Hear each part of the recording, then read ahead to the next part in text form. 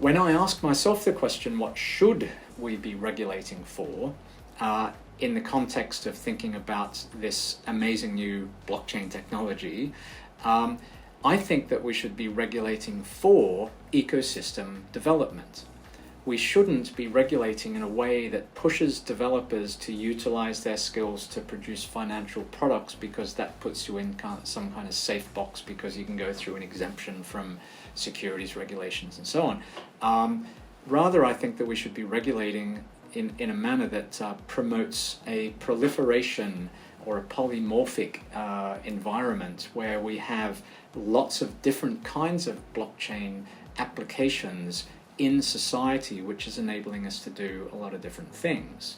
To make regulation of the technology more sustainable, the first thing we need to do is to understand unique properties of the technology. In fact, what I've suggested in my book is I've made a particular proposal as to how we can construct our thinking about the technology and look at its enabling concepts. The analogy that I make is the difference between a molecule and the atomic elements that make up the molecule. And so these atomic elements, for example, may be things like the cryptographic mechanism, the means by which consensus is formed, and the extent to which we actually have decentralization. And then if you then look at those three axes, it enables a regulatory agency of whatever makeup it happens to be. It enables the regulatory agency then to start thinking about, okay, well, let's look at consensus, let's look at that axis, let's look at how governance operates, let's look at how it might be structured in a way that benefits one group or type of person as compared to another group or type of person that's participating in it. Let's look at decentralization.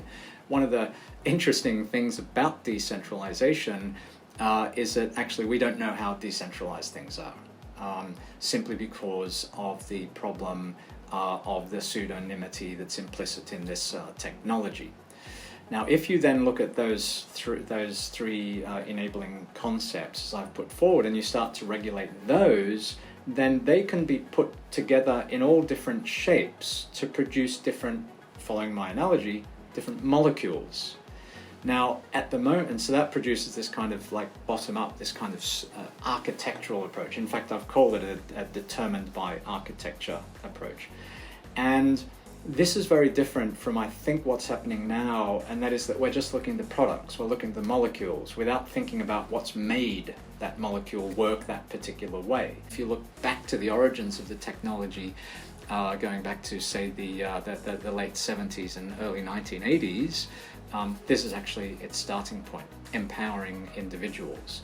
And if we look at the technology in that particular way, what we can start to see this technology as being is something that can shape society in different ways as we move into a new century with a whole lot of new kinds of challenges facing us.